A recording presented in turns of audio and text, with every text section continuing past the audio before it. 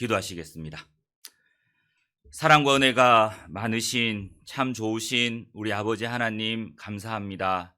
마땅히 형벌받아 영원한 지옥으로 밖에 갈 수 없었던 저희들 예수님의 십자가의 보혈로 구원하여 주신 은혜 참으로 감사드립니다.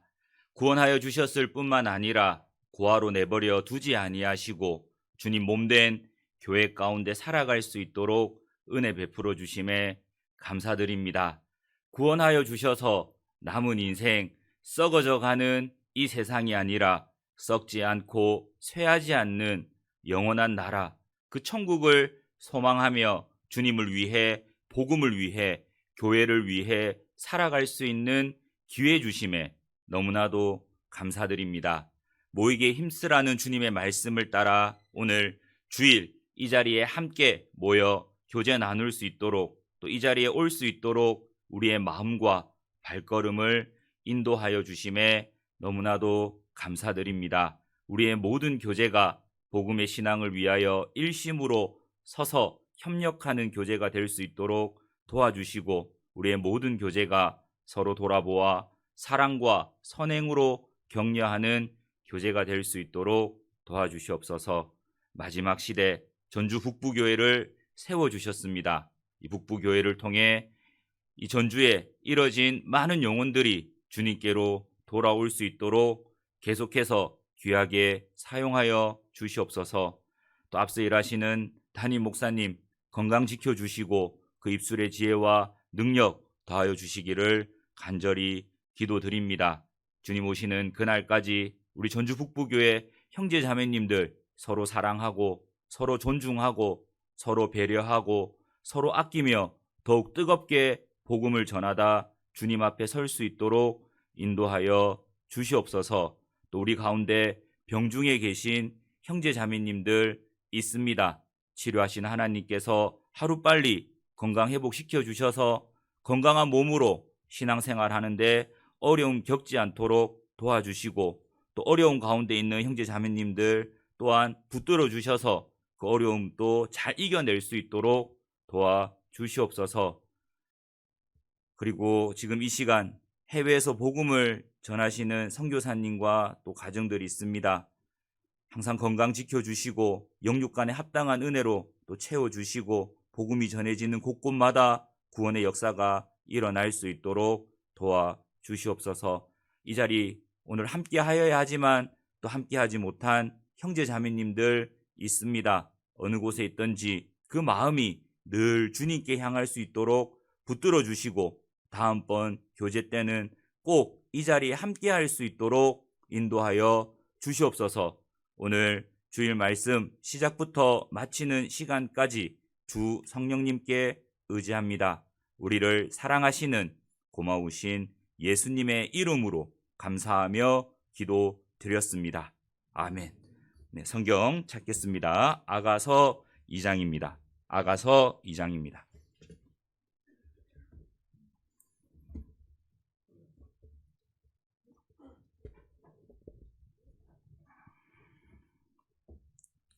아가서 2장 10절로 13절입니다. 구약성경 962페이지입니다. 아가서 2장 10절로 13절입니다. 같이 천천히 읽겠습니다.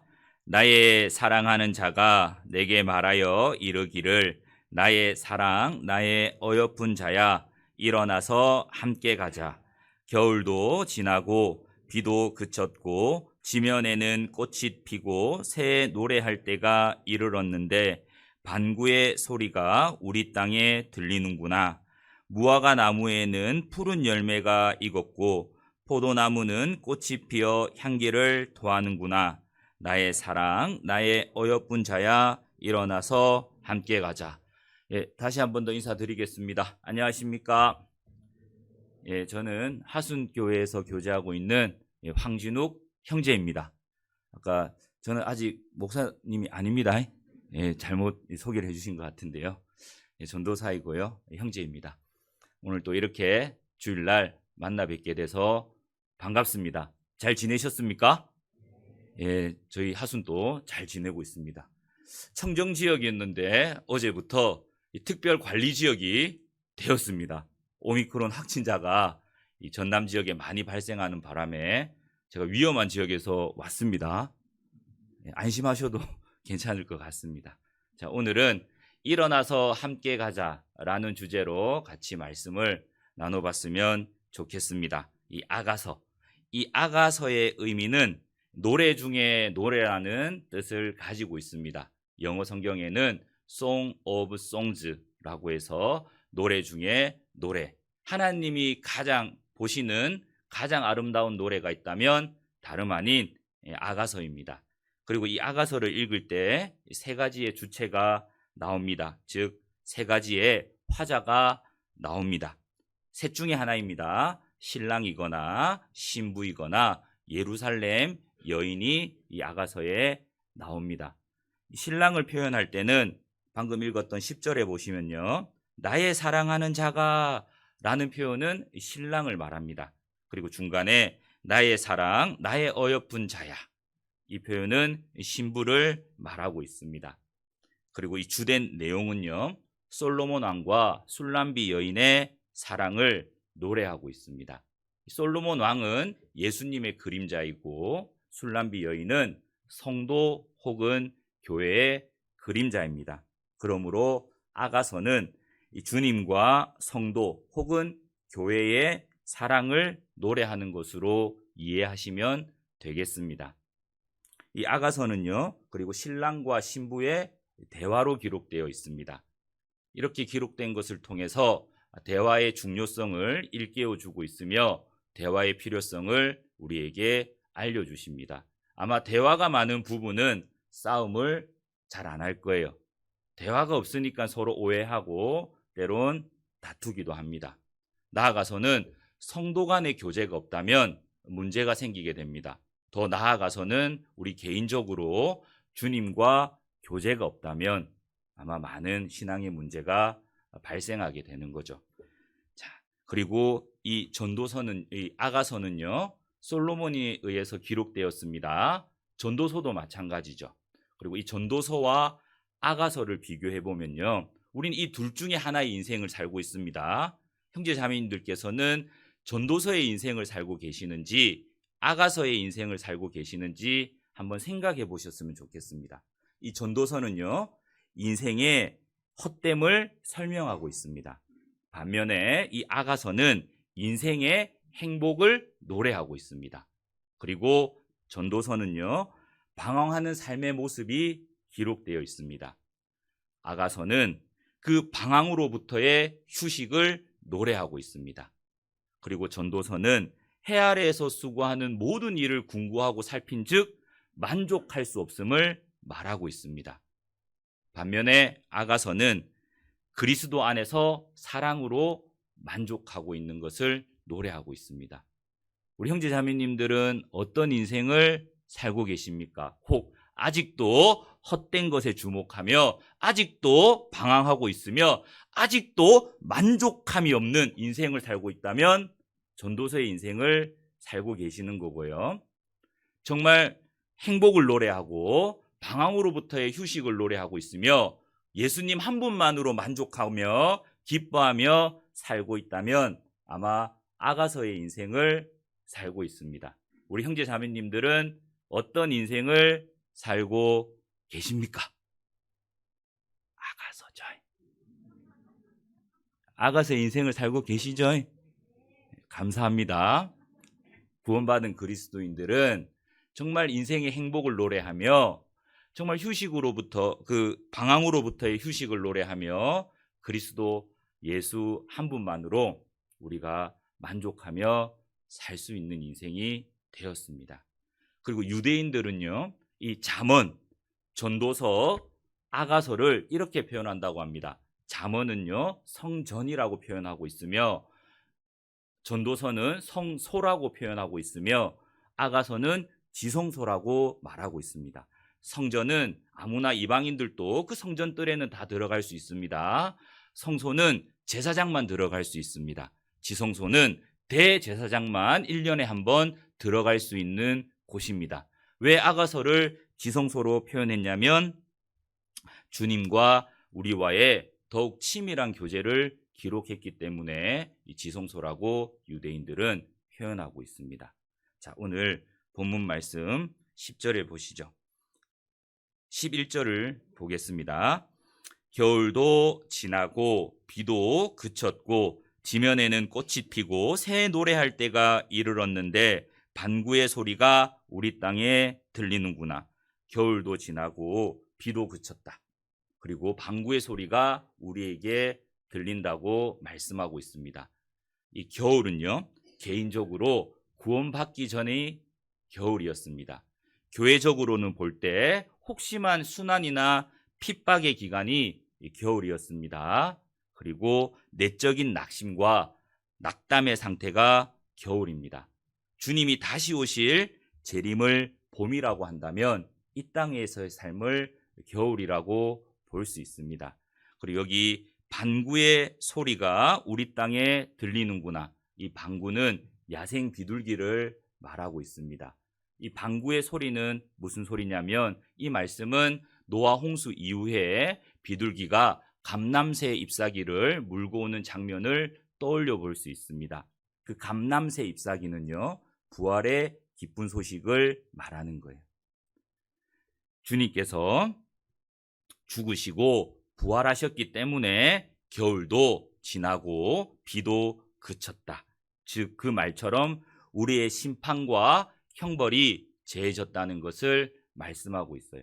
신랑은 신부에게 그 베풀어준 은혜를 근거로 일어나서 함께 가자라고 말하고 있습니다. 우리에게도 주님께서 우리에게 베풀어 주신 은혜가 있습니다. 무엇입니까? 구원의 은혜를 베풀어 주셨습니다. 웬 말인가 나 위하여 주 돌아가셨나 이 벌레 같은 날 위해 큰 해 받으셨나. 웬 말입니까? 하나님이 우리를 볼 때 벌레와 구더기 같은 인생이라고 말씀하셨습니다. 사람이 사람을 대신해서 죽어주는 경우도 혹 있습니다. 그런데 벌레 대신, 구더기 대신 죽어주는 사람은 없습니다. 너무나도 감사하게도 벌레 같은 나, 구더기 같은 나, 죄만 짓고 살던 나를 위해 주님께서 대신 죽어주셨습니다. 주님께서 나에게 베풀어 주신 은혜가 있기 때문에 우리에게 오늘 말씀하십니다. 일어나서 함께 가자. 일어나서 함께 가자는 말씀을 2번 반복해서 말씀하고 있습니다. 10절 끝에 보시면요. 일어나서 함께 가자. 13절 끝에 보시면 일어나서 함께 가자. 2번 반복했다는 것은 주저하고 있기 때문에 주님께서 반복해서 말씀하시는 거예요. 일어나서 함께 가자. 주님과 함께 가기 위해서는 먼저 해야 될 것이 있습니다. 일어나서예요. 누가 주님과 함께 갈 수 있느냐? 구원 받은 사람만이 주님과 함께 갈 수 있습니다.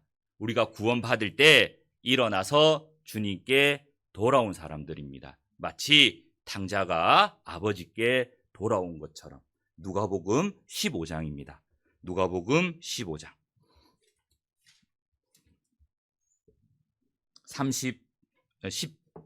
17절입니다. 누가복음 15장 17절입니다.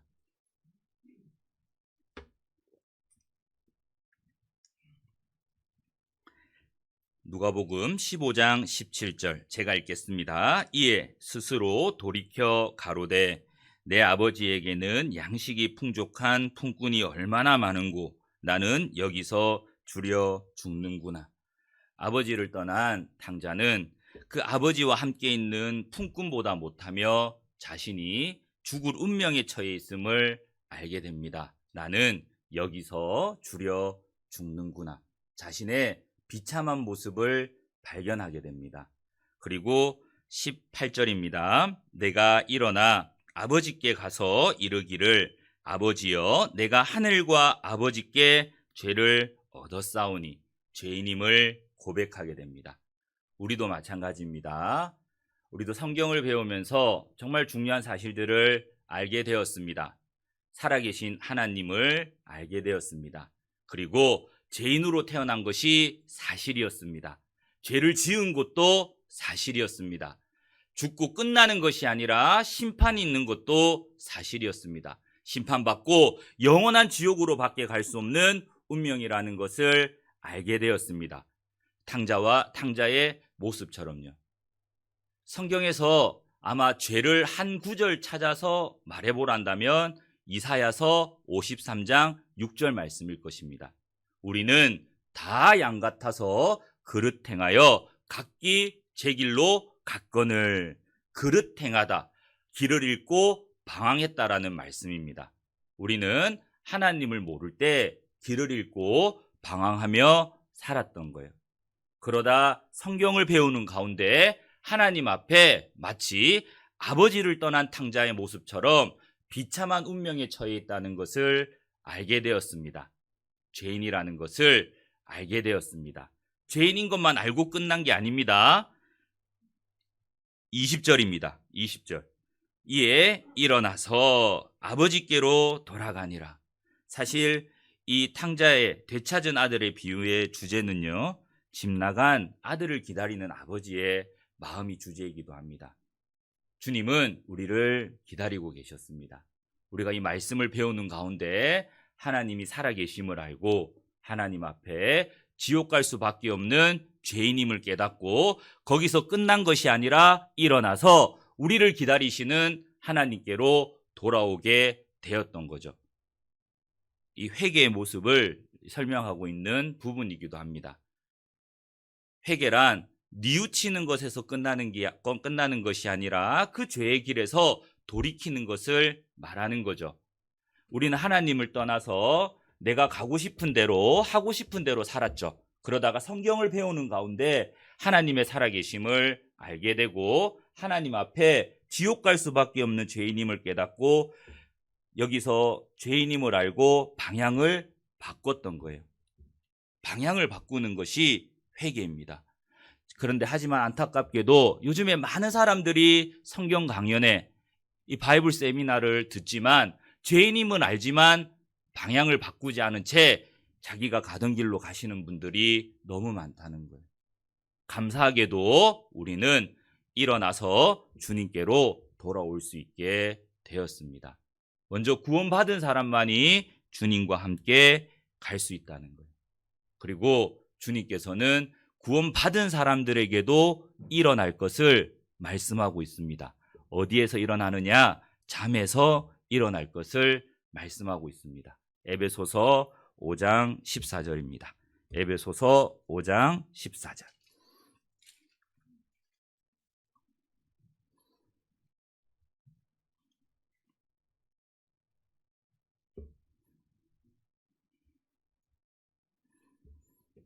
에베소서 5장 14절. 같이 읽겠습니다. 그러므로 이르시기를 잠자는 자여 깨어서 죽은 자들 가운데서 일어나라. 그리스도께서 내게 비치시리라 하셨느니라. 여기서 잠자는 자는 구원받은 사람을 말씀하고 있습니다. 구원받았지만 이 잠자는 자는 세상적인 사람이며 육신에 속한 자이며 옛 생활을 벗어버리지 못한 사람을 잠자는 자라고 말씀하고 있습니다. 그리고 이 잠자는 자는 하나님의 씨가 그 속에 있지만 외적인 생명 활동이 나타나지 않는 자를 잠자는 자라고 말씀하고 있습니다. 잠자는 자여 죽은 자들 가운데서 깨어 일어나라.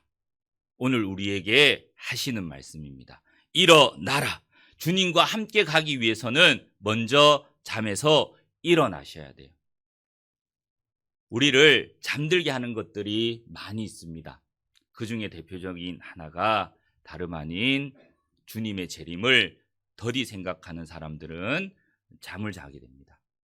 마태복음 25장입니다. 마태복음 25장.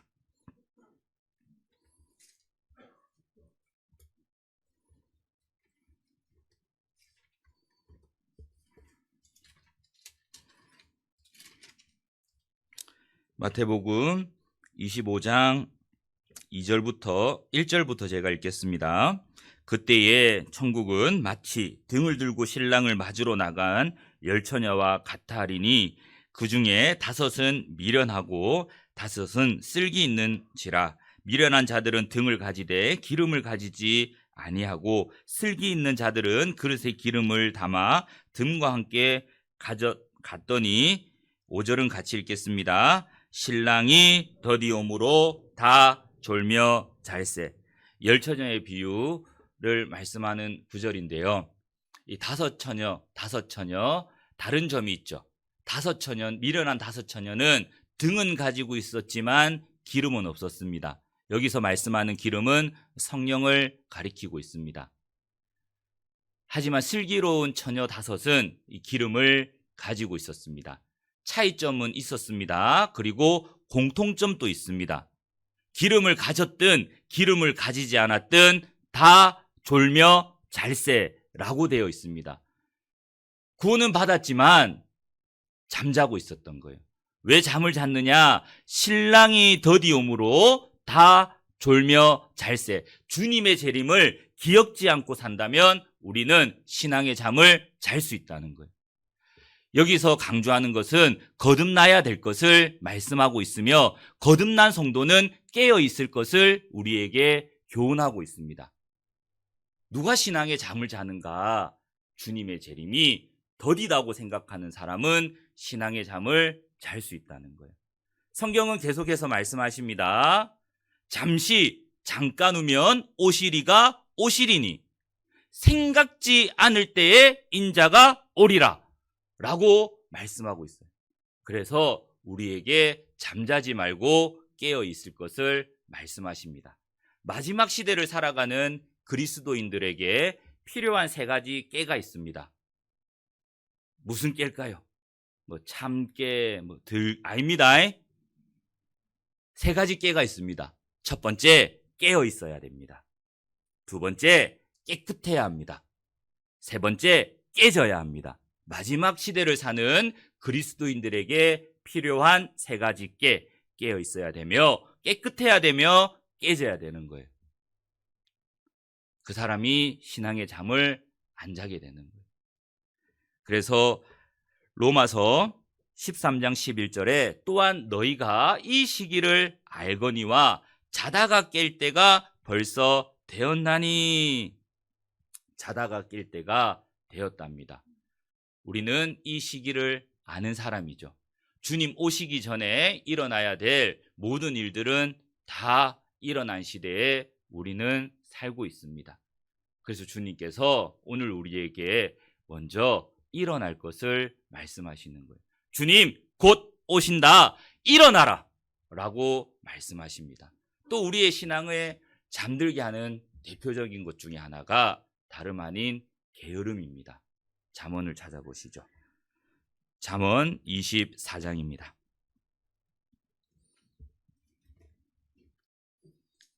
잠언 24장 30절입니다.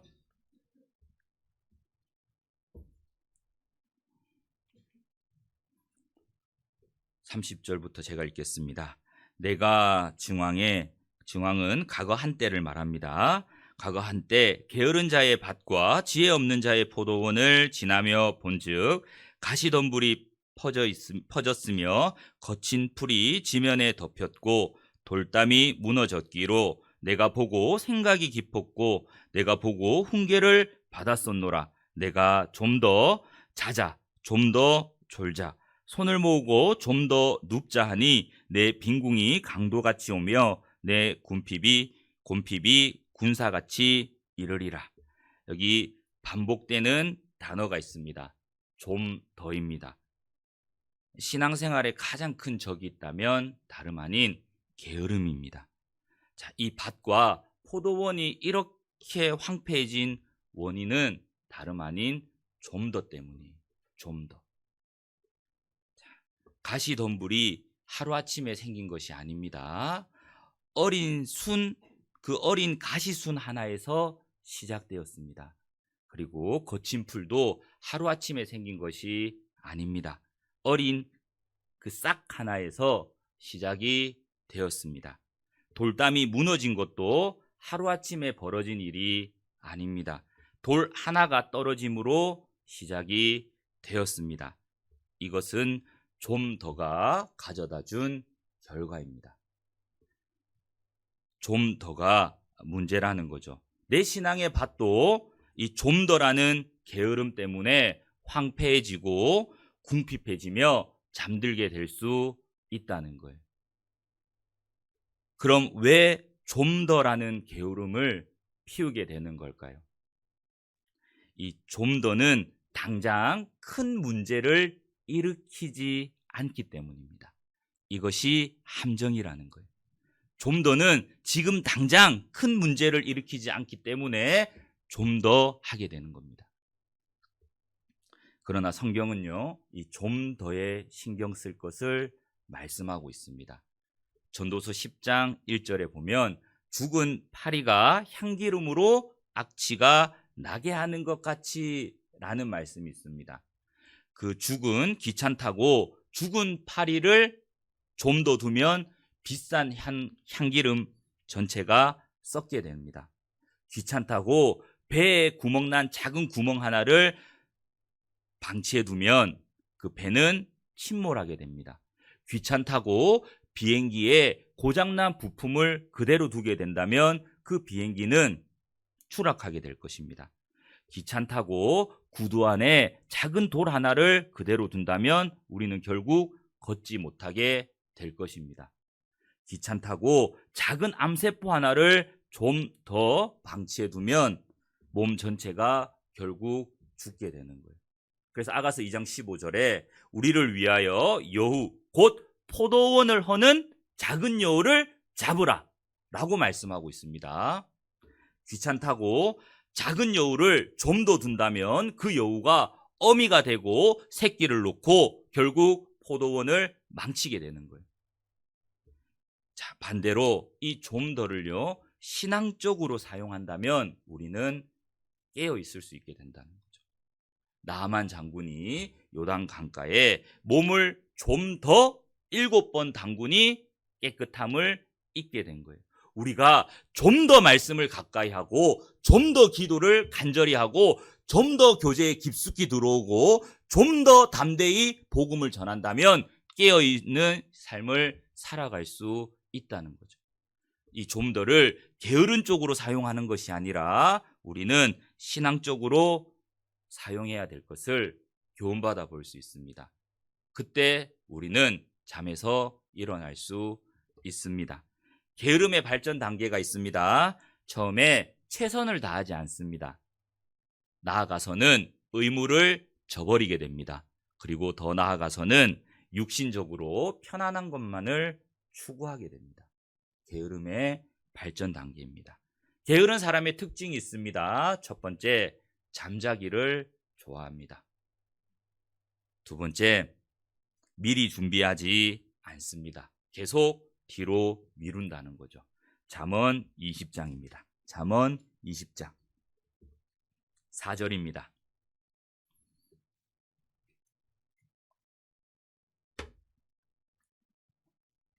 제가 읽겠습니다.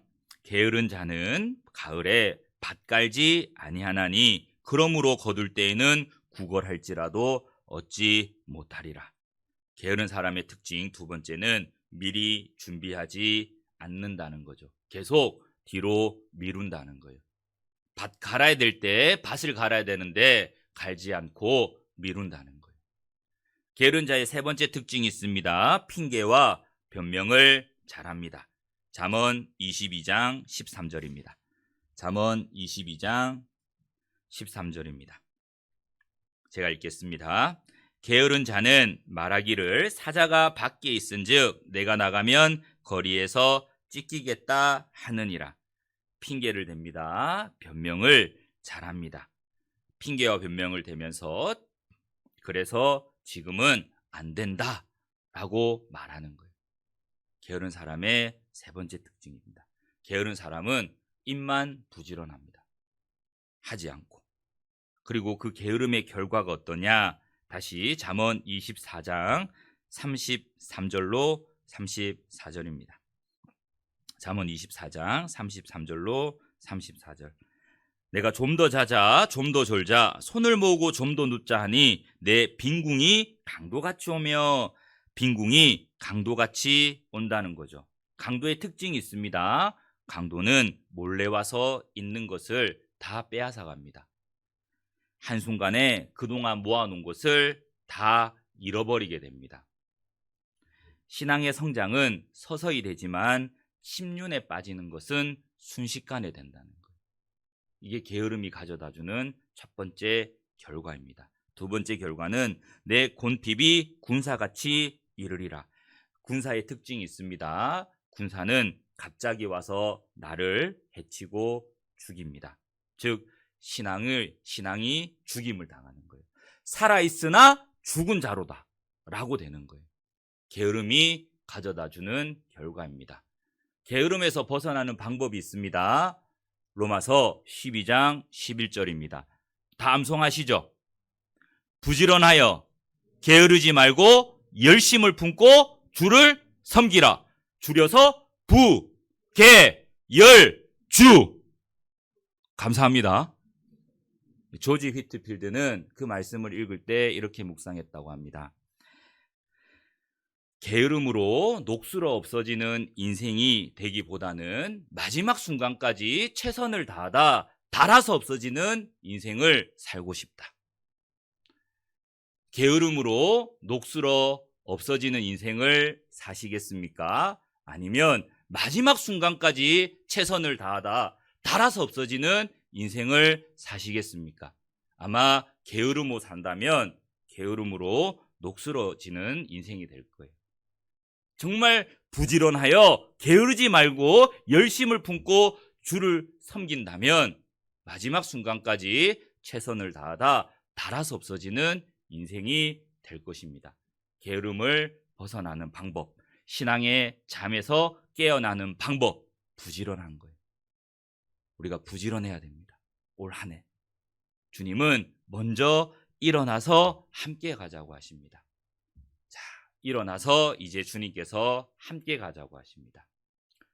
우리를 구원하신 궁극적인 이유는 주님께서 우리와 함께 하시기 위해 우리를 구원하셨습니다. 그래서 예수님의 이름이 임마누엘이십니다. 나와 함께 하시는 하나님. 아마 성경에 많은 위로의 말씀이 있습니다. 그 많은 위로의 말씀 중에 저는 개인적으로 하나님께서 나와 함께 하신다는 말씀이 가장 위로가 됩니다. 한 번은 이제 학예 수양회, 중고등부 학예 수양회를 참석한 적이 있습니다. 상담을 하러 갔습니다. 중학교 2학년 여학생을 상담하게 되었습니다. 그 여학생이 처음 이 수양관에 왔고 말씀을 들었습니다. 2일차 말씀까지 듣고 상담하러 왔습니다. 그 학생이 저에게 이렇게 말합니다. 전도사님, 야, 정말 성경이 놀랍습니다. 성경이 정말 사실이네요. 야, 성경이 사실인 걸 보니 하나님이 계시네요. 아, 맞다고. 근데 끝에 하는 말이 저는 안 믿을래요. 아니, 실컷 성경이 사실이다. 하나님 계신다. 해놓고 한다는 말이 하나님 안 믿겠다는 거예요. 아니, 도대체 왜 그러냐? 아니, 성경이 사실이고 하나님이 계시면 믿어야지. 왜 안 믿으려고 하냐? 이 아이의 이제 사연이 있더라고요. 중학교 2학년밖에 안 됐는데 이 학생이 2살 때 부모님이 자기를 버리고 갔답니다. 자기만 버린 게 아니라 이 부모님이 자기 가족들을 다 버렸대요. 그래서 자기는 그 이모 밑에서 자라게 되는 겁니다. 근데 이모가 키우기 힘들다고 또 다른 이모한테 보내는 거예요. 근데 그 이모가 또 키우기 힘드니까 큰아버지한테 보냅니다. 큰아버지가 어디에 있었냐면 미국에 살고 있었거든요. 그 아이가 그 어린 나이에 미국까지 가게 됩니다. 그리고 그 아이 마음속에는 늘 버림받았다는 마음밖에 없는 거예요. 미국 가서 이렇게 생각했답니다. 큰아버지는 설마 나를 버릴까? 내가 미국까지 왔는데 큰아버지는 설마 나를 안 버릴 거야 라고 믿었는데 큰아버지도 아니나 다를까 그 아이를 다시 한국으로 할머니께로 보낸 거예요. 그러니까 이 아이 마음속에는 버림받았다라는 생각밖에 없는 거예요. 다 믿었지만 결국 자기를 다 버리더라. 하나님이 또 믿어봤자 내가 또 하나님이 나를 버리지 않겠냐고. 그래서 처음부터 안 믿는 게 좋을 것 같다고. 그거 아니라고. 세상 사람 다 너를 버릴지라도 하나님이 구원받은 자녀에게 함께 하실 것을 약속했다고. 하나님은 못하는 것이 있는데 거짓말 못한다고. 말씀에 기록된 대로 하나님은 하신다고. 그러면서 마태복음 28장 20절을 같이 찾아서 읽었습니다. 세상 끝날까지 너희와 항상 함께 있으리라. 꼭 구원받아야 된다. 그럼 하나님이 너 절대 버리지 않고 너와 세상 끝날까지 함께 할 뿐만 아니라 영원한 천국에서도 함께 하신다고. 그러니까 꼭 구원받아야 된다. 참 감사하게도 하나님께서 그 아이의 마음을 바꿔주셨습니다. 그리고 그 아이가 그럼 구원받겠습니다 하고 올라가서 말씀을 또 들었습니다. 돌아가는 날 찾아왔습니다. 환하게 웃으면서 자기 구원받았다고, 너무 기쁘다고, 성경에 이런 말씀이 있는 줄 몰랐다고, 예수님이 나를 이렇게 사랑하는 줄 몰랐다고, 너무 감사하다고 기뻐하며 돌아가는 아이를 보게 되었습니다. 주님께서 함께 하시는 거예요. 자, 이 정말 우리가 그리스도인이 걸어갈 길은요, 오직 십자가의 길입니다. 십자가의 길은요, 결단코 편안한 길은 아닙니다. 그런데 이 십자가의 길은 낯설은 길이지만 주님께서 함께 하시기 때문에 어떤 길이라도 감사할 수 있는 거예요. 십자가의 길은 고난의 길이지만 주님께서 함께 하시기 때문에 어떤 고난도 이겨낼 수 있습니다. 또 십자가의 길은 희생의 길이지만 주님께서 함께 하시기 때문에 어떤 희생도 감당할 수 있다는 거죠. 십자가의 길은 고통의 길이지만, 아픔의 길이지만 주님께서 함께 하시기 때문에 어떠한 고통도 아픔도 참아내고 견디며 걸어갈 수 있다는 거예요.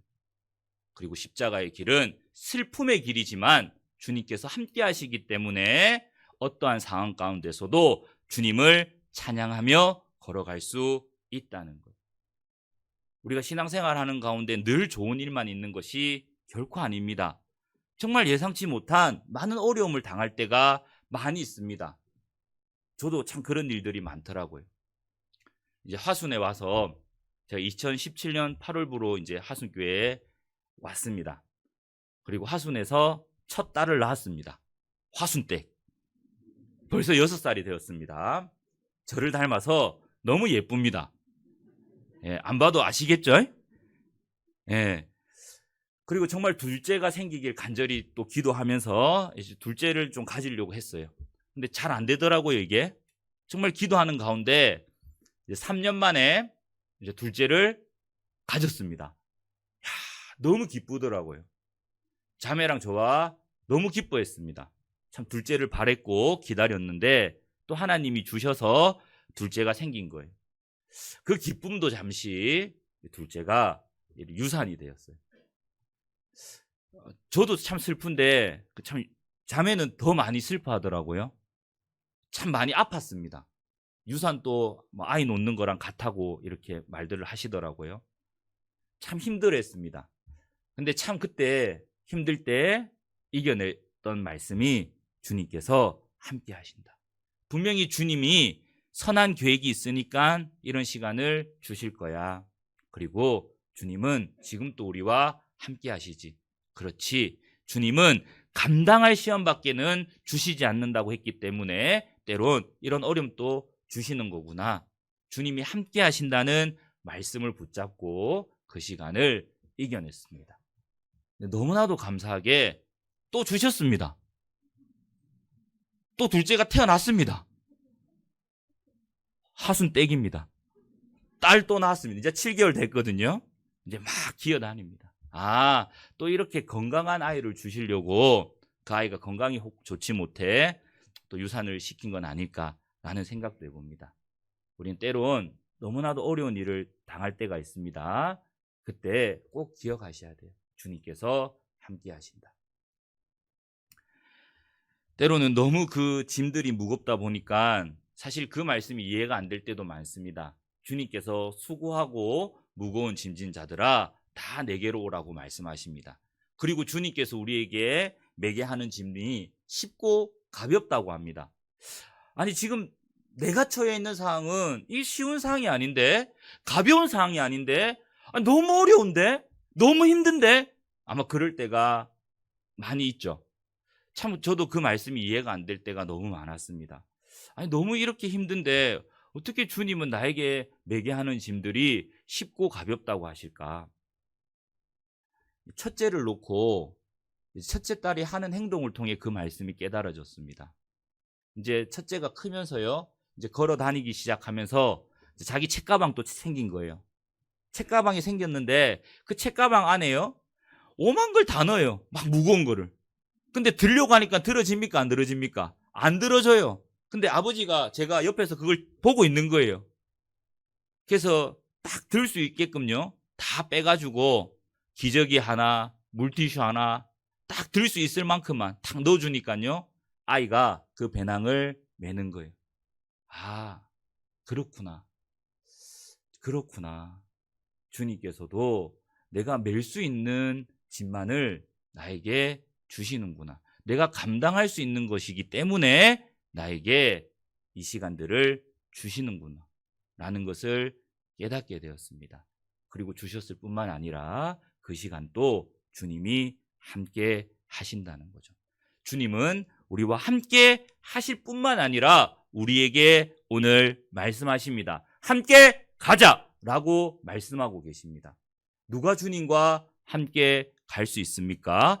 다윗과 함께 했던 사람들을 통해 주님과 함께 가야 되는 사람의 모습이 어떠한지 우리가 교훈받아 볼 수 있습니다. 역대상 12장입니다. 역대상 12장.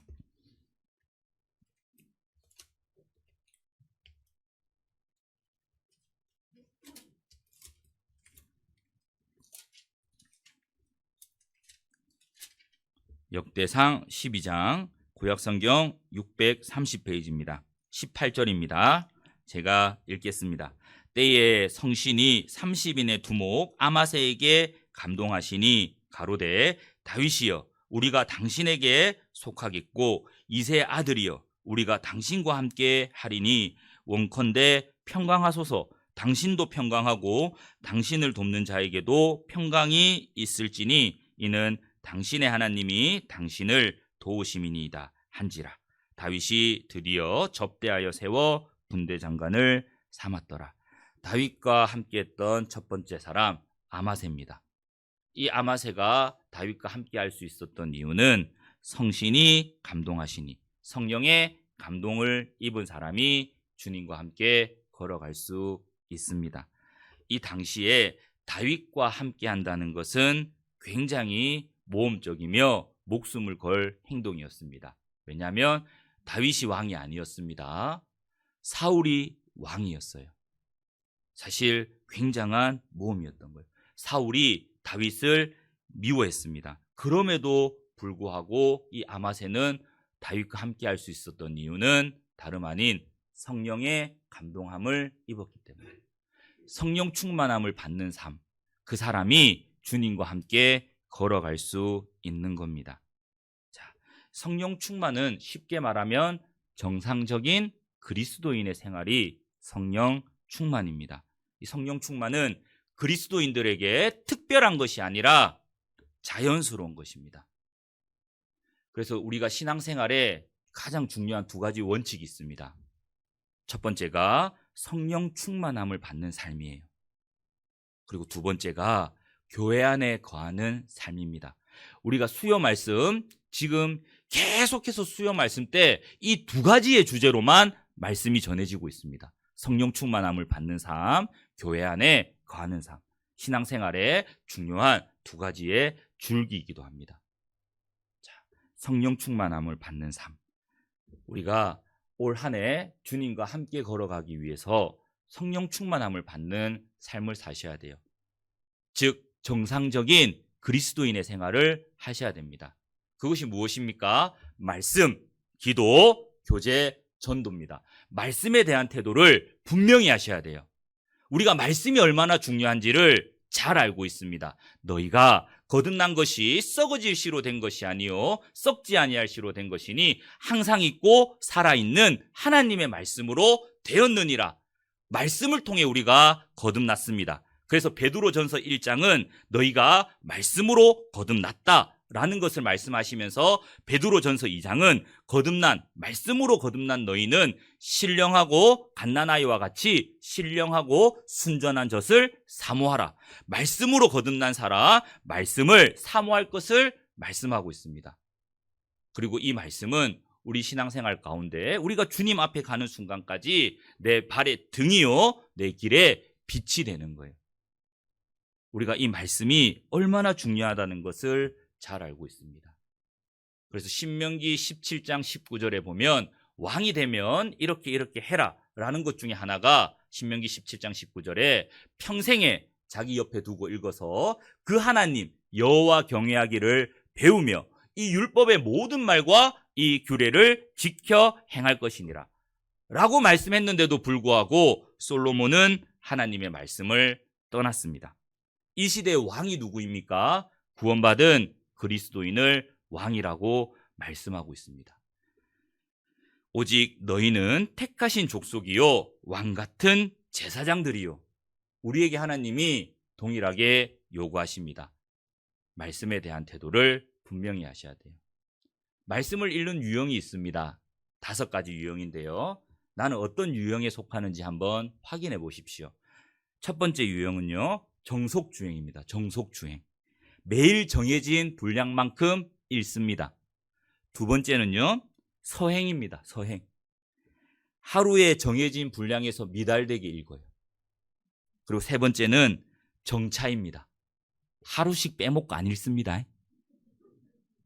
갈수록 심각해집니다. 자, 네 번째, 주차입니다. 주차. 아예 안 읽습니다. 5번째, 제일 심각합니다.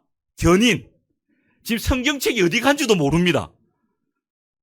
우린 어떤 유형에 속하십니까? 아마 첫 번째가 돼야 될 거예요. 정석주행 하셔야 됩니다. 그리고 하나님께서는 이 말씀을 읽을 뿐만 아니라 이 말씀을 우리 마음에 두라고 하십니다. 다윗의 삶이 그랬습니다. 청년이 무엇으로 그 행실을 깨끗해 하리이까? 주의 말씀을 따라 삼갈 것이니라. 내가 주께 범죄치 아니하려 하여 주의 말씀을 내 마음에 두었나이다. 암송도 잘 하셔야 됩니다. 근데 암송 잘 하고 계시죠? 한 청년이 찾아왔습니다. 읽고 듣는 것은 문제가 없는데 암송하는 것은 도저히 못하겠습니다. 전도사님. 저도 한 설교 중에 어떤 목사님의 말씀을 들은 게 있어서 똑같이 얘기해 줬습니다. 자기가 돌머리래요. 저는 진짜 돌머리라서 암송은 안 됩니다. 절대 안 됩니다. 저도 이제 목사님 설교 중에 들은 말씀이 있어서 똑같이 얘기했습니다. 형제님, 희망을 가지시라고. 형제님, 돌에요. 글자 한번 색이 나쁘면 잘 안 지어집니다. 아, 그러냐고. 맞죠? 돌에 글자 한번 색이 나쁘면 잘 지어집니까? 안 지어집니까? 희망을 가지십시오. 암송하십시오. 암송하셔야 돼요. 정말 이 말씀이 풍성해야 됩니다. 그래서 시편은요, 복 있는 사람이라고 시작되고 있어요. 복 있는 사람은 악인의 꾀를 쫓지 아니하며 죄인의 길에 서지 아니하며 오만한 자의 자리에 앉지 아니하고 오직 여호와의 율법을 즐거워하여 그 율법을 주야로 묵상하는 자로다. 시편은요 1편부터 150편까지 되어 있습니다. 그 많은 시편 가운데 시작이 말씀으로 시작됩니다. 그리고 끝에는 어떻게 끝납니까? 호흡이 있는 자마다 여호와를 찬양할지어다 할렐루야라고 끝납니다. 말씀으로 시작해서 찬양으로 끝나는 것이 시편입니다. 하나님, 그 많은 시편 가운데 왜 말씀이 제일 첫 번째 나옵니까? 말씀이 그만큼 중요하다는 거겠죠. 누가 복 있는 사람입니까? 이 말씀을 묵상하는 사람이 복 있는 사람입니다. 묵상이 가지는 5가지의 의미가 있습니다. 첫 번째, 대화한다라는 의미가 있습니다. 대화한다. 모세가 하나님을 대면하여 대화한 것 같이. 그때 묵상이란 단어가 나옵니다. 대화한다. 두 번째는 예배한다, 경배한다. 즉 말씀대로 사는 것, 순종하는 삶. 그것이 묵상입니다. 세 번째는 말씀으로 깨끗하게 하는 것이 묵상입니다. 이는 곧 물로 씻어 말씀으로 깨끗하게 하사. 우리가 말씀을 듣고 거기서 끝나는 것이 아니라 혹 말씀 앞에 내 자신을 비춰서 잘못된 게 있다면 버리는 것. 그 모습이 묵상하는 사람이에요. 네 번째는 이 묵상은 말씀을 마음에 채운다. 그런 뜻이 있습니다. 명상과 반대죠. 명상은 속에 있는 걸 비워내는 게 명상입니다. 묵상은 하나님의 말씀을 내 마음에 채우는 게 묵상이에요.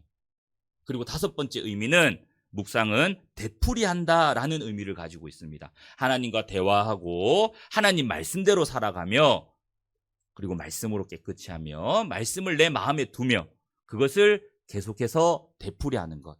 그것이 묵상하는 것. 우리가 다른 것에서 복을 얻는 것이 아닙니다. 묵상함으로써 하나님 앞에 복 있는 사람이 되는 거예요. 한 번은 이 산책을 하는데요. 이 세이크로바 아주 큰 밭이 있더라고요. 거기 사람들이 막 들어가 있어요. 뭐 하고 있습니까? 네이크로바 찾고 있죠. 세이크로바의 꽃말이 무엇입니까? 행복입니다. 네이크로바는 행운이죠. 사람들은 행운을 찾으려고 행복을 짓밟고 있는 거예요. 정말 복 있는 사람은 말씀을 묵상하는 사람이 돼야 돼요. 한 번은 이제 하순교에서 이렇게 일본이 이제 후원교회라서 간 적이 있습니다. 일본 그 현지 형제님께서 취업을 하셨는데 영업사원, 제약회사 영업사원으로 취업을 하셨고 그리고 자기가 배정받은 지역이 가장 영업이 안 되는 지역이라고 합니다. 거기만 배정이 되면 다 그만두고 나온대요. 놀라운 일이 생겼습니다. 그 형제님이 그 지역 가서 그 회사에서 영업 1위를 해버렸습니다. 아무도 안 놀라십니다. 1위를 했다니까요. 저희 선교팀이 너무 놀랐습니다. 아니 어떻게 그런 일이 있냐고. 아니 어떻게 그런 일이 있냐고. 그 형제님의 대답은 너무 간단했습니다. 말씀에 순종한 게 1등 했대요. 어떤 말씀에 순종했습니까? 듣기는 속히 하고 말하기는 더디하며 성내기도 더디하라. 그 말씀을 붙잡고 영업하러 갔대요. 그 지역에 가보니까 약사님들이 다 할머니 할아버지였대요. 처음에 가서 약 팔려고 생각도 안 했답니다. 가니까요 할머니 할아버지들이 이야기를 하는 거예요. 자기가 살아온 인생 얘기를. 그거를 맨날 며칠이고 그냥 들어만 죽은 거예요. 그러니까 다 하시고 나니까 이제 할머니 할아버지들이 이제 더 이상 할 얘기가 없는 거예요. 이제 총알이 다 떨어진 거죠. 그러니까 그때부터 약 가져오라는 거예요. 이 약 가져온나 저 약 가져온나. 그러니까 영업이 잘 되는 거예요. 그 말씀 붙들고 영업하러 갔는데 정말 하나님이 이렇게 해줬다고. 다른 사람이 복 있는 것이 아닙니다. 말씀을 묵상하는 사람이 복 있는 사람이며 그 사람이 하나님과 함께 가는 사람입니다. 그리고 기도에 대한 태도를 분명히 하셔야 됩니다. 성경은 기도를 항상 힘쓰고 기도에 감사함으로 깨어 있으라고 말씀하십니다. 그리고 쉬지 말고 기도하라 라고 명령하십니다. 성경을 읽다 보면 거의 명령으로 되어 있습니다. 하나님, 왜 이렇게 많은 명령들이 있습니까? 하나님께서 명령하신 이유가 있습니다. 쉽게 되는 것이 아니기 때문에 명령하셨습니다. 그리고 가만히 있다고 저절로 되는 것이 아니기 때문에 명령하셨습니다. 그리고 결코 불가능한 것은 아니기 때문에 하나님께서 우리에게 명령하십니다. 쉬지 말고 기도하라. 신구약 통틀어 기도하라는 말씀이 950번이나 나옵니다. 많이 나오죠. 사무엘 선지자는 기도하는 것을 쉬는 것이 죄라고 말씀하고 있습니다. 이 시편의 대부분은 다윗의 기도로 되어 있습니다. 다니엘 선지자는 어땠습니까? 사자굴에 던져넣겠다는 왕의 어인이 찍힌 줄 알고도 하루에 3번씩 예루살렘을 향해 기도했습니다. 목숨 걸고 기도했습니다. 우리는 다니엘 선지자를 만날 거예요. 천국 가서. 아마 교제하자고 올 거예요. 나는 목숨 걸고 기도했는데 기도했냐고. 그리고 종교개혁을 일으켰던 마틴 루터, 1517년 종교개혁을 일으켰던 마틴 루터는 하루에 2시간씩 기도했다고 합니다. 그리고 중요한 일이 있거나 바쁜 일이 있으면 기도하는 시간을 1시간 더 늘려서 하루에 3시간씩 기도했다고 되어 있습니다. 그리고 가장 우리에게 기도의 본을 보여주신 분은 다름 아닌 예수님이십니다. 조모임에 들어갔는데요, 한 자매님이 질문을 하십니다. 전사님, 온전한 기도가 뭔가요? 늘 기도는 한다고 하는 것 같은데 제가 기도를 제대로 하는지 잘 모르겠습니다. 온전한 기도는 아마 예수님의 모습처럼 기도하는 것이 아닐까요? 예수님은 어떻게 기도하셨습니까? 새벽 미명에 기도하셨습니다. 낮에 바쁜 와중에 한적한 곳으로 따로 나가서 기도하셨습니다. 그리고 밤이 맞도록 기도하셨습니다. 누가복음 22장 44절에 예수께서 애써 힘써 더욱 간절히 기도하시니 땀방울이 핏방울이 되었더라. 예수님의 기도는요, 간절한 기도였습니다.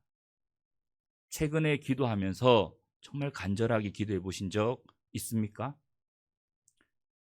아마 기도가 형식이었다면 예수님께서 그렇게 기도를 강요하지는 않으셨을 거예요. 강조하지는 않으셨을 거예요. 예수님의 기도는요, 간절했습니다. 땀방울이 핏방울이 될 정도로. 우리의 기도 또한 그래야 되는 거예요. 그리고 기도는요, 점진적이며 적극적입니다. 구하라, 그리하면 너희에게 주실 것이요. 찾으라, 그러면 찾을 것이요. 두드리라, 그러면 너희에게 열릴 것이니. 구하는 이마다 얻을 것이요. 찾는 이마다 찾을 것이요. 두드리는 이에게 열릴 것이니. 기도는요, 점진적이며 적극적이어야 돼요. 우리가 한 영혼을 위해서 기도하고 있습니다. 기도만 하고 있는 게 아니죠. 찾아가는 거예요. 그 영혼에게. 찾아가서 가만히 있는 게 아니죠. 그 사람의 마음의 문을 두드리는 거예요. 말씀 한번 들어보자고. 꼭 구원받아야 된다고. 안 됐습니까? 또 기도하고 찾아가는 거예요. 또 두드리는 거예요. 기도는 점진적이며 적극적입니다. 그리고 온전한 기도는 기도하는 모습을 통해 우리가 교훈받아 볼 수 있습니다. 우리가 어떻게 기도하십니까? 두 무릎을 꿇습니다. 왜 무릎을 꿇습니까? 하나님 말씀에 순종하겠다는 의미로 두 무릎을 꿇고 기도합니다. 내 기도의 모습은 두 무릎을 꿇고 기도하는데도 불구하고 하나님 말씀에 순종치 못하며 살아가면서 기도한다면 그것은 온전한 기도가 아닐 거예요. 두 손을 모읍니다. 왜 두 손을 모읍니까? 나의 마음을 하나님께로 모으겠다는 의미로 두 손을 모읍니다. 하나님께 집중한다는 거죠. 두 손을 모으고 기도하지만 내 마음이 주님께 집중되지 않고 있다면 그것은 온전한 기도가 되지 못한다는 거예요. 두 눈을 감습니다. 왜 두 눈을 감을까요? 세상을 향한 마음을 닫겠다는 거예요. 두 눈을 감고 기도하지만 계속 내 마음이 세상에 빼앗기고 세상 것에 주목하고 있다면 그것 또한 온전한 기도는 아닐 겁니다. 기도에 대한 태도를 분명히 하십시오. 그것이 성령 충만함을 받는 삶이며 주님과 함께 걸어가는 사람의 모습일 겁니다. 그리고 교제에 대한 태도를 분명히 하셔야 돼요. 예수님께서 말씀하셨습니다. 나는 포도나무요, 너희는 가지니 저가 내 안에 내가 저 안에 있으면 이 사람은 과실을 많이 맺나니 나를 떠나서는 너희가 아무것도 할 수 없음이라. 교제에 꼭 붙어 계셔야 돼요. 우리가 정말 확실하게 해둬야 될 것이 있습니다. 나의 구원관이 확실해야 돼요. 그리고 두 번째는 나의 교회관이 확실해야 됩니다. 교회가 없었다면 우리는 이 자리에 앉아있지 못합니다. 교회가 없었다면 하나님의 은혜의 복음을 듣지 못했을 거고 영원한 지옥으로 밖에 갈 수 없었을 거예요. 이 교회가 있었기 때문에 우리가 말씀 앞에 나올 수 있었고 교회에서 전해지는 말씀을 듣고 구원받을 수 있게 되었습니다. 우리는 교회에 대한 태도가 어떻습니까? 교회에 대한 태도, 교제에 대한 태도를 분명히 하십시오. 제가 하순 와서 참 많이 배웁니다. 하순교회는 교회를 사랑하시는 분들이 너무나도 많습니다. 아마 북부교회도 마찬가지죠. 한 번은 필리핀을 이제 후원하게 되었습니다. 이제 필리핀에 있는 교회가 새로 생겨서 그 교회를 후원하게 되었습니다. 이제 그 교회도 새로 생기다 보니까 아무것도 없는 거예요. 주일 담임 목사님이 주일 말씀을 마치시고 그 교회에 봉고차 하나를 우리가 함께 마음을 모아서 한 대 사주자고 같이 동참하시자고 강구를 했습니다. 그 다음 날 할머니 한 분이 찾아오셨어요. 그 다음 주일날 할머니 한 분이 찾아오셨습니다. 저희 은장의 어르신이 200명이 됩니다. 많죠? 많습니다. 그 어르신 중에 한 분이 전도인실로 찾아오셨습니다. 찾아오셔서 뭘 하나를 내미십니다. 뭘 내미셨냐면 신문지, 뭉치를 내미시는 거예요. 신문지, 뭉치를. 그리고 그 할머니가 그 필리핀 교회에 봉고차 사는데 좀 보태주라고. 참. 그 신문지를 열어봤는데요. 그 10,000원짜리가요.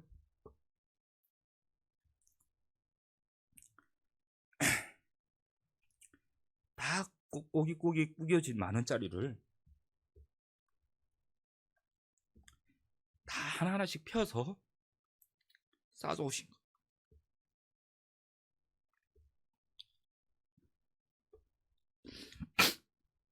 저희가 세알렸는데요.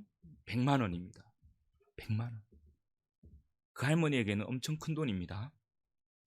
그 할머니가 고추 농사에서 장에 가서 모았던 돈이 1년 동안 그 돈을요 주시면서 나는 거기 못 가지만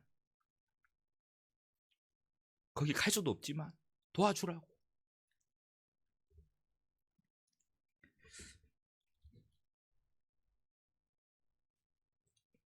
죄송합니다. 그런 분들이 많아요. 교회가 뭐 하자면 적극적으로 헌신하는 분들이 너무 많습니다. 저희는 또 하순교회는 방학 때마다 다니엘 학교를 합니다. 대학부 형제자매님들이 알바가 금지가 되어 있거든요. 아예 알바를 못 합니다. 그리고 월요일부터 토요일까지 다니엘 학교를 하루 종일 운영합니다. 그리고 그 운영되는 모든 비용은 형제자매님들께서 다 헌물해 주십니다. 따로 헌금해 주셔요. 그래서 교회 돈은 잃지 않습니다. 그 돈으로 대학부 형제자매님들 식사 대접하고, 그리고 거기서 우수한 형제자매님들은 원래 코로나가 터지기 전에 해외 선교를 보내줬습니다. 1등하면. 그러니까 더 열심히 하죠. 그리고 지금 이제 해외 선교를 못 가니까 이제 이렇게 뭐 갤럭시 탭이라든지 공부할 수 있는데 필요한 것들을 좀 전자기기들을 선물로 주고 있습니다.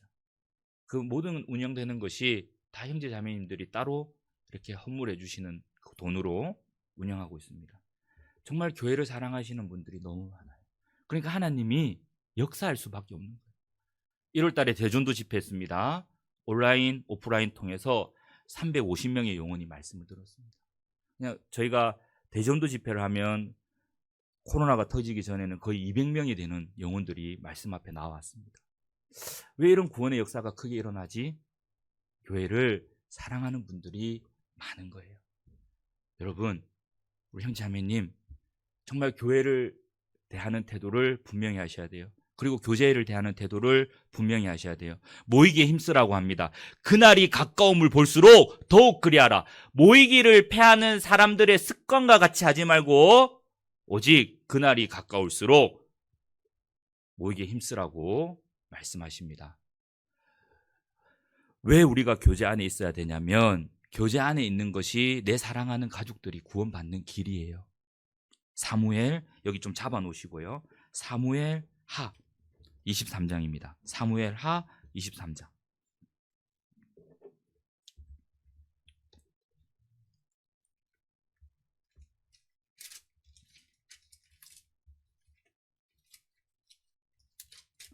사무엘 하 23장 11절 12절입니다.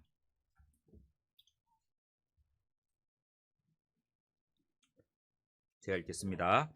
그 다음은 하랄 사람 아게의 아들 산마라 블레셋 사람이 떼를 지어 녹두나무가 가득한 밭에 모임에 백성들은 블레셋 사람 앞에서 도망하되 저는 그 밭 가운데 서서 막아 블레셋 사람을 친지라 여호와께서 큰 구원을 이루시니라. 이 사무엘하 23장은 다윗의 유언이 기록되어 있으며 다윗과 함께했던 용사들이 기록되어 있습니다. 다윗과 함께했던 용사 중에 한 명이었던 산마를 통해서 우리가 받아야 될 교훈은 있어야 될 자리에 있어야 되는 거예요. 어떠한 어려움이 오더라도 있어야 될 자리에 있어야 되는 겁니다. 이 산마는 녹두나무가 가득한 밭에 있었습니다. 혼자 있었던 게 아니죠. 백성들과 함께 있었습니다. 그런데 적군인 블레셋 군대가 쳐들어옵니다. 그 상황을 봤을 때 죽게 생겼습니다. 그런데도 불구하고 백성들은 도망하였지만 이 산마는 그 자리를 지키고 서 있었습니다. 그 자리를 지키는 산마를 통해서 하나님께서 큰 구원의 역사를 이루셨던 거예요. 다른 게 아닙니다. 우리가 있어야 될 곳에 있는 거예요. 그때 하나님께서 나를 통해 구원의 역사를 이루어 가신 거예요. 상식적으로 생각해 보면 12절의 말씀은 산마가 죽었더라 라고 되어 있어야 됩니다. 놀랍게도 그 산마는 살아있고 그 산마를 통해 하나님은 큰 구원을 이루신 거예요. 교제 가운데 있을 때 나의 사랑하는 가족들이 구원받게 되어 있습니다. 그것이 하나님을 기쁘시게 하는 행위이기 때문에 그렇습니다. 잠언 16장 7절에 사람의 행위가 여호와를 기쁘시게 하면 그 사람의 원수라도 더불어 화목하게 하시느니라. 한 영혼을 전도하려고 우리가 참 그 사람의 마음의 문을 열려고 많은 노력과 정성을 다합니다. 당연히 그런 것도 필요합니다. 우리가 그 사람의 마음을 움직이는 것보다 하나님께서 그 사람의 마음을 움직여주는 게 훨씬 빠르죠. 그러기 위해서 우리가 무엇을 하느냐? 사람의 행위가 여호와를 기쁘시게 하며 우리의 행위가 하나님을 기쁘시게 한다면 하나님께서 내 사랑하는 사람들을 구원해 주시는 거예요. 주님 오시는 그날까지 딱 머무십시오. 데마와 같이 세상을 사랑하여 세상으로 가시면 안 됩니다. 딱 버티고 서 계십시오. 어떠한 어려움이 올지라도 딱 버티고 서 계십시오. 산마처럼. 그리고 전도에 대한 태도를 분명히 하셔야 돼요. 예수님의 공생애 때 3대 사역이 있으셨습니다. 가르치시고 고치시고 복음을 전하셨습니다. 그 예수님께서 너희는 온 천하에 다니며 만민에게 복음을 전하라고 명령하셨습니다. 전도에 대한 태도를 분명히 하셔야 돼요. 전도할 때 우리가 정말 중요한 것이 있습니다. 정말 중요한 것이 있는데요. 그 영혼을 불쌍히 여기는 마음이 있어야 돼요. 잃어진 영혼을 보고 불쌍히 여기고 사랑하는 마음이 있으셔야 돼요. 요나서 4장입니다. 요나서 4장. 요나서 4장입니다.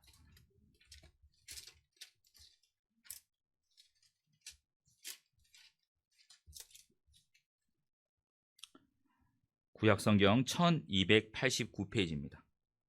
요나서 4장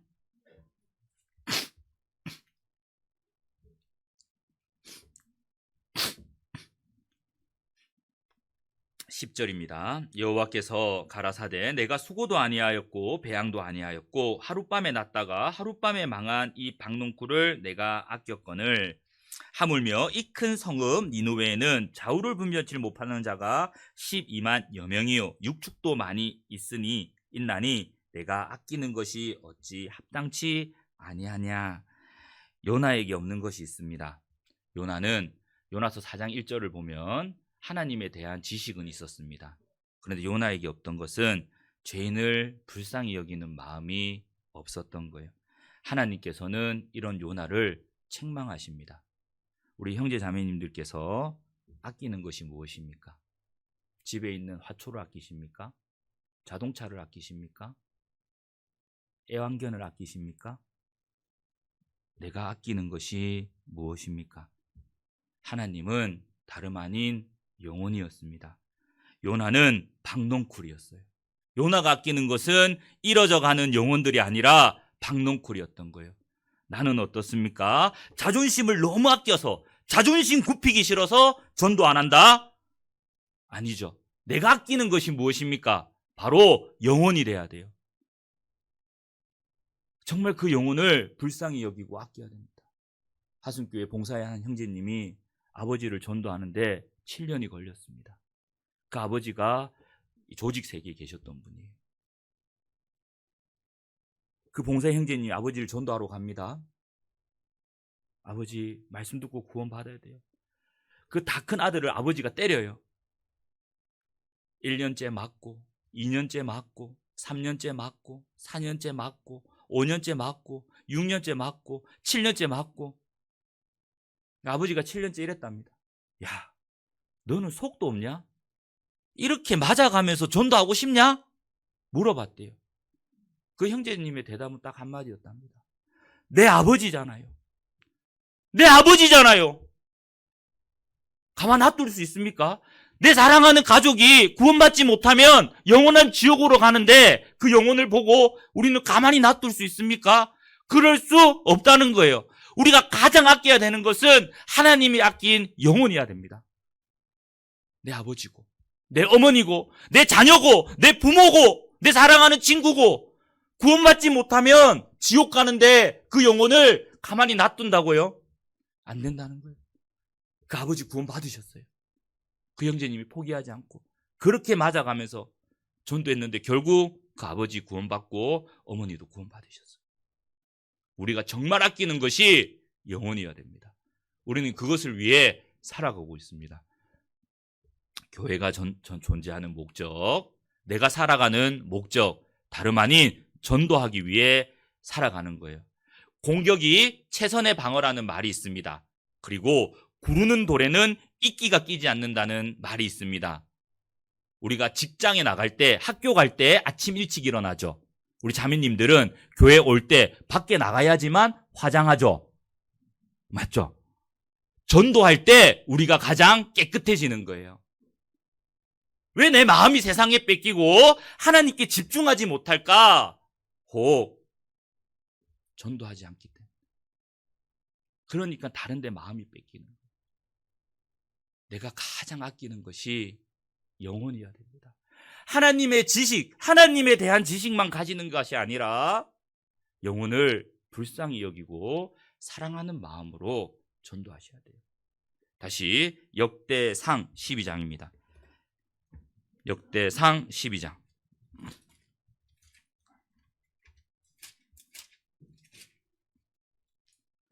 29절입니다.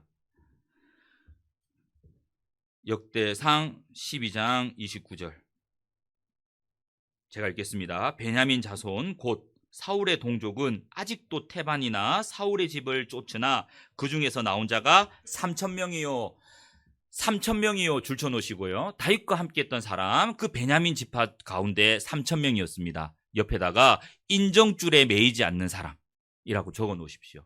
누가 다윗과 함께했느냐? 인정줄에 매이지 않는 사람.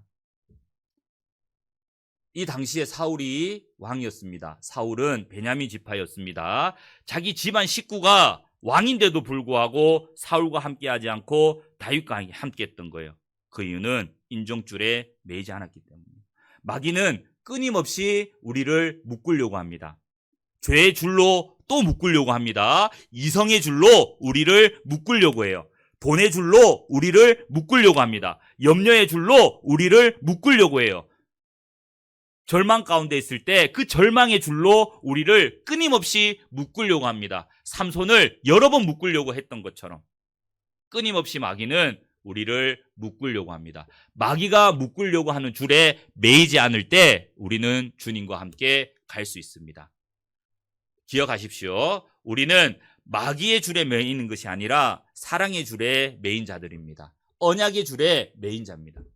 오직 주의 사랑에 매여 내 영 기뻐 노래합니다. 우리는요 사랑에 매인 자들입니다. 사랑의 줄에 매여야 되고 언약의 줄에 매이셔야 돼요. 그때 주님과 함께 갈 수 있는 거예요. 이 3천 명처럼. 그리고 32절입니다. 이사갈 자손 중에 시세를 알고 줄쳐놓으시고요.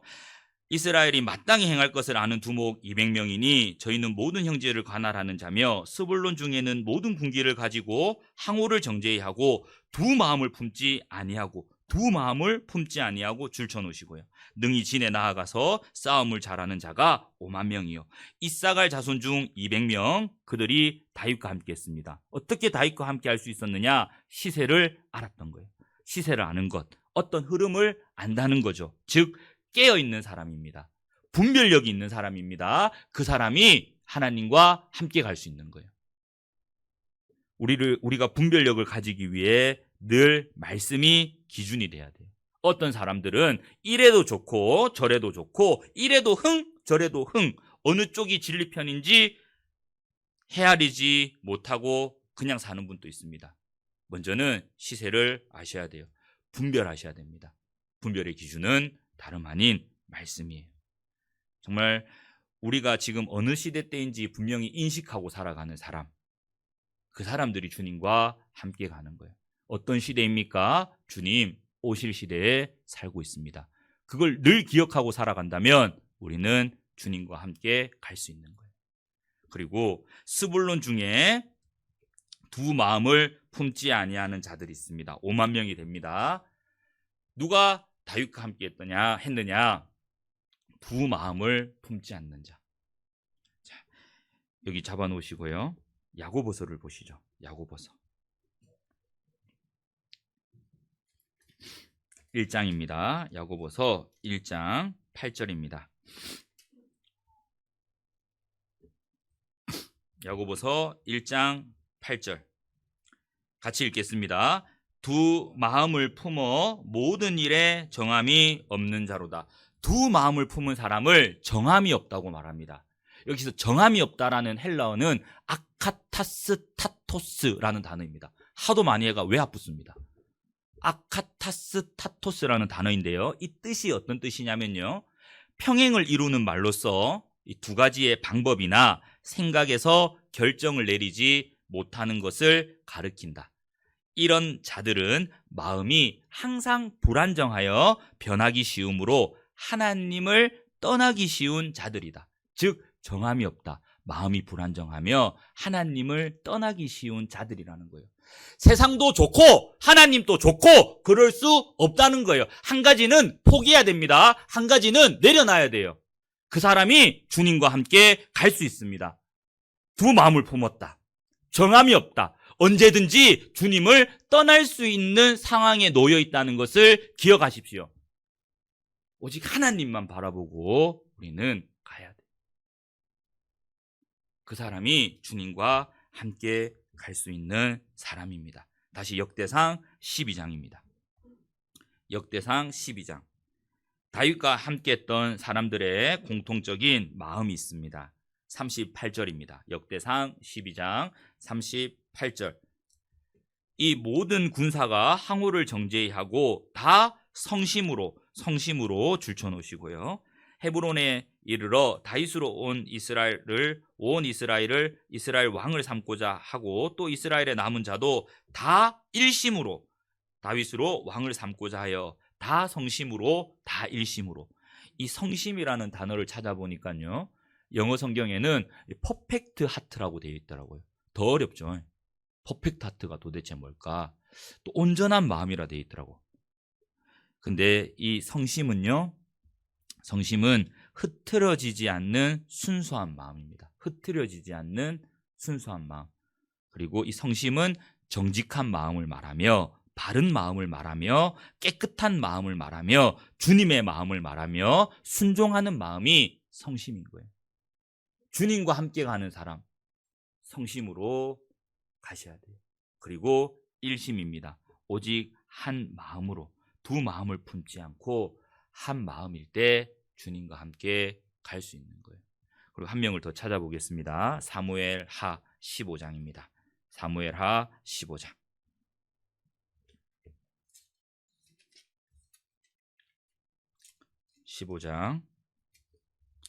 19절로 21절입니다. 사무엘하 15장 19절로 21절 제가 읽겠습니다. 그때에 왕이 가드 사람 이때에게 이르되 어찌하여 너도 우리와 함께 가느냐? 너는 쫓겨난 나그네니 돌아가서 왕과 함께 내 곳에 있으라. 너는 어제 왔고 나는 정처 없이 가니 오늘날 어찌 너로 우리와 함께 유리하게 하리요? 너도 돌아가고 내 동포들도 데려가라. 은혜와 진리가 너와 함께 있기를 원하노라. 이때가 왕께 대답하여 가로되 여호와의 사심과 우리 주 왕의 사심으로 맹세하옵나니 진실로 내 주 왕께서 어느 곳에 계시든지 물론 사생하고 줄쳐놓으시고요 종도 그곳에 있겠나이다. 이때 사람, 가드 사람입니다. 가드 사람 이때는 다윗과 함께하기를 원했던 거예요. 지금 이 상황은 압살롬의 반역에 의해 이제 다윗이 쫓기는 신세에 놓여 있습니다. 그때 이때라는 사람이 다윗과 함께하기를 원했던 거예요. 그 사람의 마음은 어떤 마음이었느냐? 사생하고요. 사생하다는 말은 죽든지 살든지 죽기를 각오하고, 얼마나 멋있습니까? 죽기를 각오하고 다윗과 함께하기를 원했던 거예요. 누가 주님과 함께 갈 수 있습니까? 죽기를 각오하는 거, 가는 거예요. 우리 중에 누구든지 자기를 위하여 사는 자가 없고 자기를 위하여 죽는 자가 없도다. 우리가 살아도 주를 위하여 살고 죽어도 주를 위하여 죽나니 그러므로 사나 죽으나 우리가 주의 것이로다. 죽든지 살든지 우리가 주님을 위해 죽을 각오를 하고 합니다. 바울이 말하죠. 바울은 나의 달려갈 길과 주 예수께 받은 사명 곧 하나님의 은혜의 복음을 증거하는 일을 마치려 하면은 나의 생명을 조금도 귀한 것으로 여기지 아니하노라. 바울 또한 죽을 각오로 복음을 전했습니다. 왜 바울은 죽을 각오로 말씀을 전도를 할 수 있었을까요? 살아갈 수 있었을까요? 주님을 따라갈 수 있었을까요?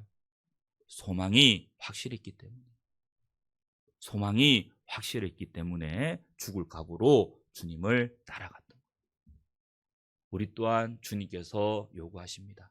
예산을 세우라고 합니다. 그 예산 안에 목숨도 넣으셔야 돼요. 자기 목숨을 얻는 자는 잃을 것이요 나를 위하여 자기 목숨을 잃는 자는 얻으리라. 예수님께서는 나를 위해 하나리 밀이 되어 죽으셨습니다.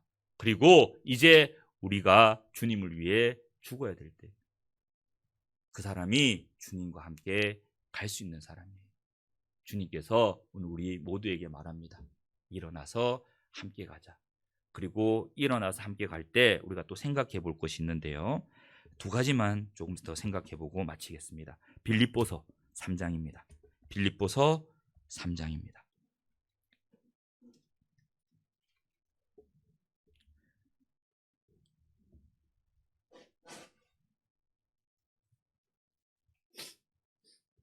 빌립보서 3장 12절부터 제가 읽겠습니다. 내가 이미 얻었다 함도 아니요 온전히 이루었다 함도 아니라 오직 내가 그리스도 예수께 잡힌 바 된 그것을 잡으려고 쫓아가노라. 형제들아 나는 아직 내가 잡은 줄로 여기지 아니하고 오직 한 일 즉 뒤에 있는 것은 잊어버리고 앞에 있는 것을 잡으려고 표대를 향하여 그리스도 예수 안에서 하나님이 위에서 부르신 부름의 상을 위하여 쫓아가노라.